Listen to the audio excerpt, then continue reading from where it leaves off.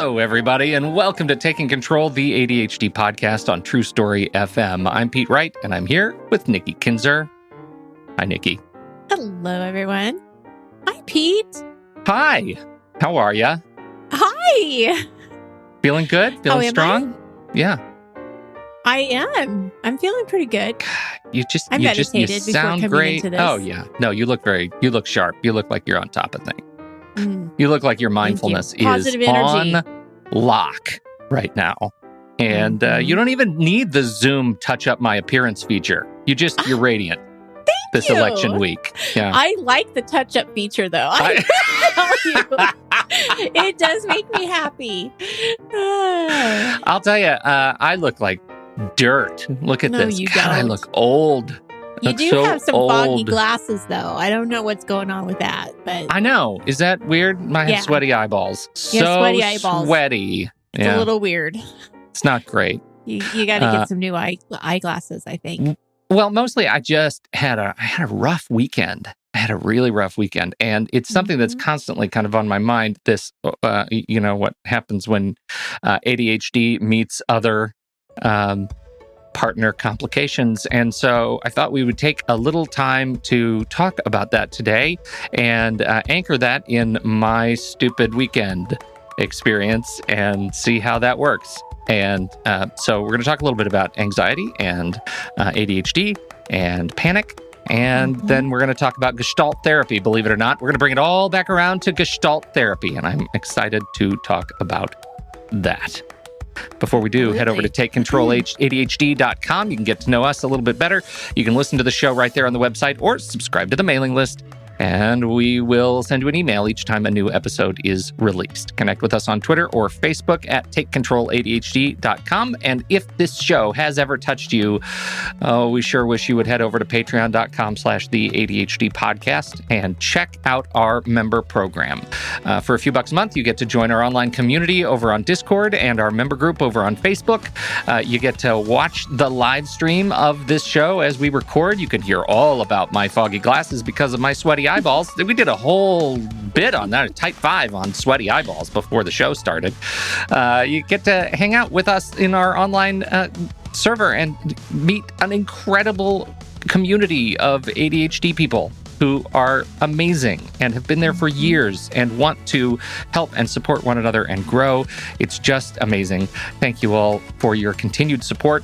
Oh, by the way, as we record this, it's November, which means you get to join us for Happy Hour, which is coming up, another wonderful member event coming up the first Wednesday of each month.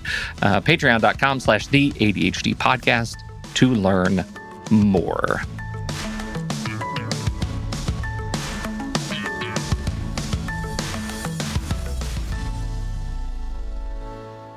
Okay, so Nikki. Yes. Where do we start? Well, okay, I don't know. I've talked a lot about my health. I'm sure people are so sick of Pete talking about his health. That's all I can think about right now is that, it's another episode of Pete talking about his health. So I've talked a lot about this whole post-COVID health. It's not great. It's really hard. And so I try not to talk about it as much as I, believe it or not, I actually try not to talk about it. But this weekend was a real low point for me in my body and in my head. And so the background is it turns out that it looks like my vascular system right now is more impacted than we had thought. And there's poor circulation and really weird, gross swelling. It's just awful. In your feet? Yeah. Can't walk. Swelling in my feet. Like can't wait. It's like 9 months pregnant. Like swelling, right? It's just you can't miserable. You can't walk around. And so 2 weeks ago, my doctor said, here, I want you to get a blood pressure cuff. And I want you to take regular random measurements of your blood pressure over the next 10 days. And let's just see kind of what's going on with your circulation. And it did not take 10 days to discover that I'm super hypertensive right now, like dangerously so. And that we need to start some intervention. And they're talking about things like, the COVID related stuff. They're talking about all the COVID related buzzwords. But the bottom line is, and the way my doctor put it, like it looks like your circulatory system is doing a lot of work for your heart, and we need to give your heart a break. And your circulatory system is having a tough time keeping up.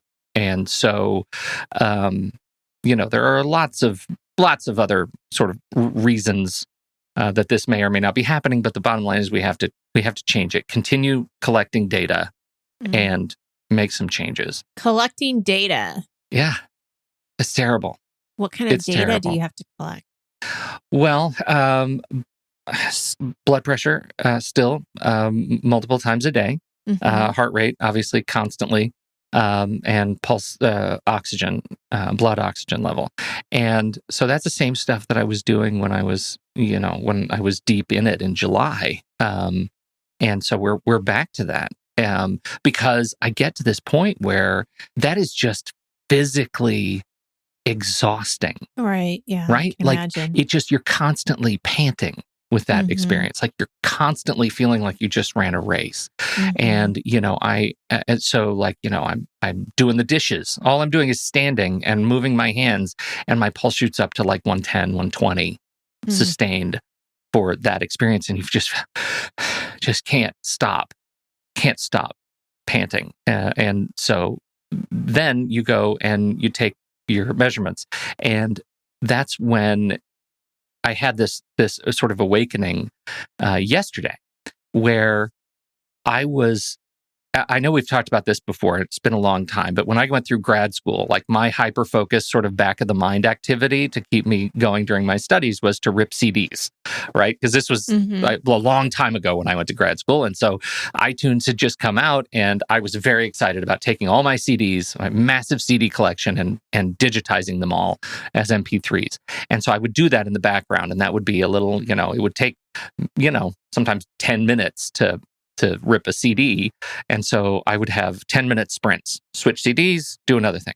And I realized this weekend that is the same muscle that is constantly hitting, being triggered for my ADHD for starting to measure the data. Like I am perseverating, I'm hyper-focusing on data and trends so much now that I have too much data. But what happens is that becomes a deflationary, a never-ending cycle, those negative thought experiences, because then you can't get to a spot to where you break that cycle.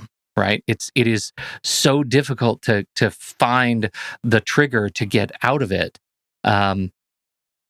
When you have to keep coming back, doctor's orders, doing that work. Right? Yeah, I was going to say it has to be very different when it's health related versus I'll talk to clients about time tracking, right? Yeah.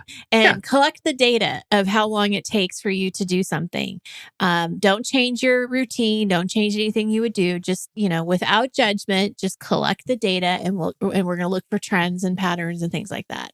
But in this situation, all of that really goes out the window because there is a lot of judgment because it has to do with your health. So you have to pay attention to what the numbers mean. And I can only imagine the anxiety that is stirring up every single time you have to document something. So all of that, it's a constant reminder, a doctor's orders reminder of where you are in this space. And because I have a legendary anxiety around needles and the cardio phobia and all of these kinds of things, it became, yesterday was that sort of break, and right around 3:30 I just lost it. I just came off the rails. I'm just sitting here and I'm just in tears, and I just couldn't function. And all night long it was this just sort of cycle of sort of this sort of prison of that experience of being inside of that, of feeling really feeling like my heart was 3 or 4 times its size, like feeling discomfort in my chest, thinking, oh God, now I'm terrified of, waking everybody up and saying we need to go to the emergency room. What is that? Like that, of course, like that, of course we're going to wake up and go to the emergency room, like I was just trying to hide so much of that experience, from family and kids. And I was paralyzed by the stuff that lives constantly in here. And I couldn't stop focusing on the stuff that lives constantly in my body. And it was, finally around 5:30 this morning that I was able to kind of let myself go to sleep, and I felt my heart rate go down. I felt like the Hulk, in the Hulk movies. There's always this scene where it goes to a close up on his heart rate, his heart monitor on his wrist, and then to his eyeballs, and they get big and green. That's what I felt like. Like I was constantly looking at my heart rate monitor. That's because I thought I'm going to have a heart attack right now. From 3:30 p.m. to 5:30 a.m. You were dealing with this kind of panic. Yeah. Wow. Sweating, just like in a ball, in a fit. And, of course, I feel like I can't talk to anyone. There's pain in my chest and up my neck. There's the terror of going to the hospital. Do I have insurance coverage? Of course I have insurance coverage. I have needles and drugs, and like it's an anxiety house of cards, right? So, pivot. I started thinking about the language that we tell ourselves. And this is, it actually took me back to our Joy Triggers presentations coming up this weekend, because we've spent a lot of time trying to find the triggers that get us out of the cycles that we perseverate on, right? And I couldn't find one. I admit it. Like I couldn't find something that would release me from this. I tried watching, funny shows. I tried the things that would normally sort of surprise me out of it, and it was rough, which was frustrating. But I ended up, I had the great fortune of producing a podcast interview between 2 other people on Dodge Ray's new podcast, The Change Paradox. He was interviewing Carlene Britton, who is a Gestalt therapist. Do you know anything about Gestalt therapy? I do not. Never even heard of it. So you'll have to explain to us what this is. Well, Gestalt is, it's a German word, and it means like shape, right? What is the shape of a thing? And I use the term colloquially all the time, right? It's a reference to like academic discussions and, things that are more than the sum of their parts. What is the Gestalt of this idea or something like that? But Gestalt therapy is, I have very little experience in it. So this was an interesting thing to watch her and listen to her talk about it.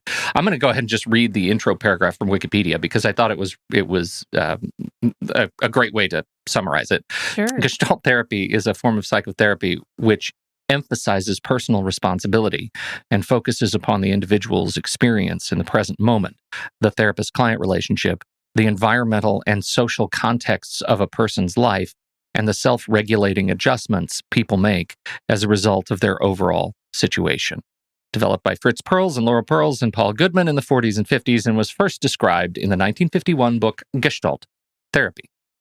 So it's super attentive to the current sort of worldview of the client, right, of the patient, and what they're going through, and how it works. Well, at the end of all of Dodge's interviews on this podcast, he turns over the show to the guest to lead like a 10-minute experiential exercise. Sometimes it might be a meditation, might be just a coaching exercise, but he kind of steps out of it and just lets the guest roll with it. Well, this time, Carlene said, I need a buddy. I need somebody who can do this with me.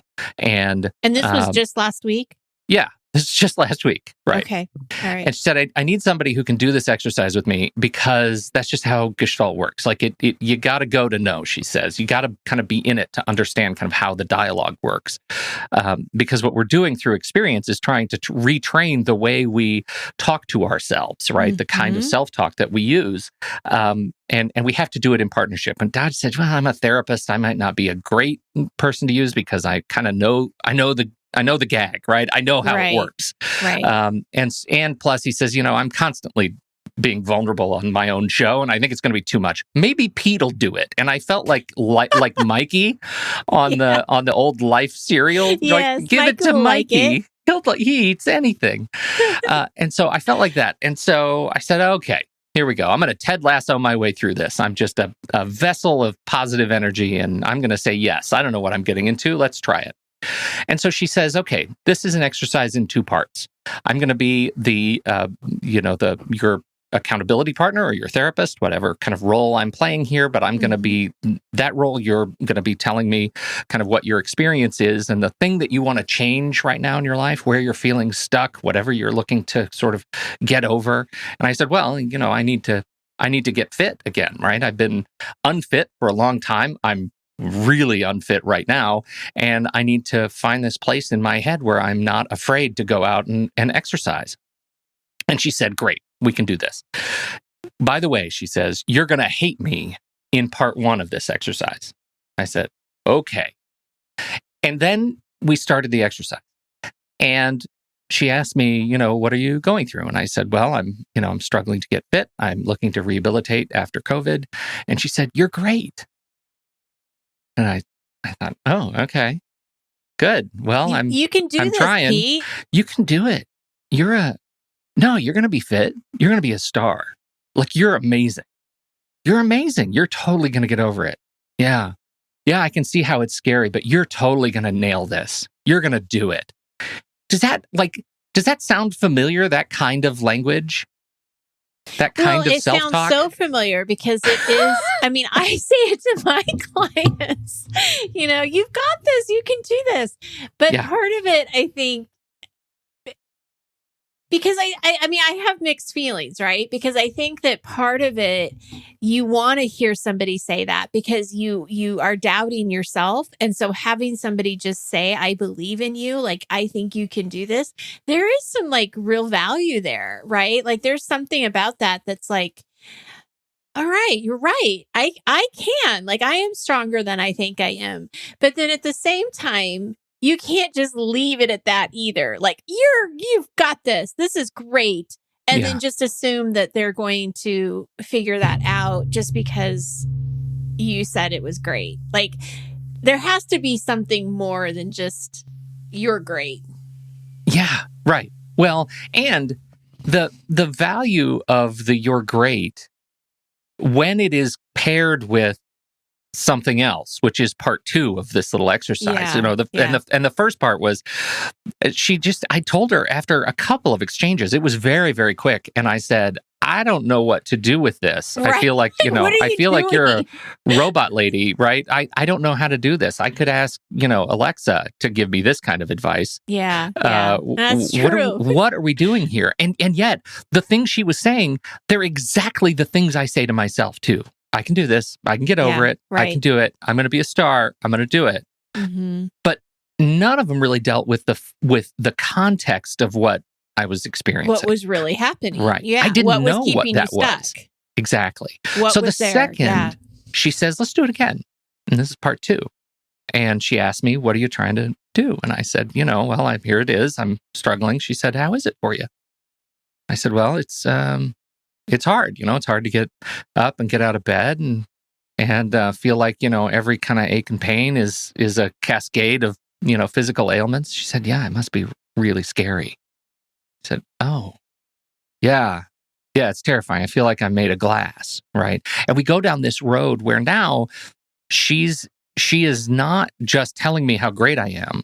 She is first reminding me of my experience, my context, and it took no time for me to be in a space of understanding now why it's so easy for me to be stuck in my in my head around going out and getting fit. That it has, it's not just I'm lazy or I'd rather play video games. Or you don't have the willpower. Or I don't have the willpower. Yeah. I absolutely do. Willpower was not even part of the question. Right.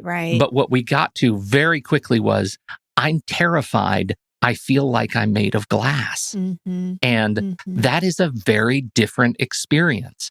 But without knowing that, it's hard to take, you're great, you can do it, seriously. Yeah, right? You're right. Absolutely. So So what you guys did in that second part was really get to the root of what was really going on. Yeah. And then once you really understand what's going on, then the conversation completely changes, right? I mean, it's not about being great. You've got this. It's a different conversation altogether. Yeah. And you know what's funny about it? It can feel just as good, right? It can feel just as rewarding to come to terms with understanding the why about my experience, about why I'm relating to my universe the way that I am, the why I'm not getting up and getting off the couch and going to do this thing, as it is just to know that somebody believes in me, right? Yes, and actually, as you say that, I wonder if it's because you have more of the context wrapped around it. It takes away that pressure too of, I know I've got this, but I'm still not doing it. And so you can go into that shame spiral so fast, right? Like, I know I want this. I should have this. I need this. I know I want it. I'm not doing it, right? Shame, shame, shame, shame. Versus at least now you can acknowledge like this, there's something to this. This isn't something that's just a decision that you're making because you're lazy or because you just don't care, right? No, I can definitely see what you're saying. I also relate it to the world that we live in right now with the pandemic. Is that I think, when we were talking about stress expectations and we were talking about we're not putting in context what is going on in our outside world and what we should really be doing or not doing. I kind of feel like this also kind of gives you that context too. It's like, wait a minute, there's more than just this going on. Yeah. So I say all that not to devalue the kind of rah-rah that we need, right? Sure. We need that. cheerleading. Yeah. But I do think that there's something to explore, and I think it would be worth like continuing a conversation about this, because I think and from my experience with Carlene, and the way Carlene was talking about this, how she set it up was, you can ask this of others. You don't have to go to a therapist to actually do this exercise. You can work with your accountability partner, and you can teach one another how to interrogate the deeper issues by this little give and take exercise. And what's so amazing is, even if it's art, if it's, in your head, it's completely artificial. The first part, there is a level of kind of robotic ridiculousness that sets you up for having the conversation more deeply immediately after. It is an incredible setup, and I think it for me, just having gone through it, it was very brief, and I think it was incredibly powerful little experience, and I think worth exploring further. Absolutely. So something that it reminds me of, just to tie it back into ADHD a little bit too, is that in one of my groups, we were talking about the different messages that we get from people. The you messages of, you do this, you do that. But there's also this message. It's the message of somebody thinking that they're giving you really good advice by, well, have you thought about like just putting together a to-do list? Have you thought about just using a planner? Yeah. Have you, do you have timers? Like, right? So here's this person who is, probably unintentionally trying to give you advice or give you something that they think is going to be helpful. But in the back of your mind, you're like that robot. Yeah, of course. I've talked about these things. I've heard about these things. I've tried these things, but it doesn't get to the root of the ADHD. It doesn't talk about the ADHD and how that makes it difficult. And so just to kind of be able to see how this relates to that, right? Like how that is a pretty fair comparison of, oh, you're great, you can do this.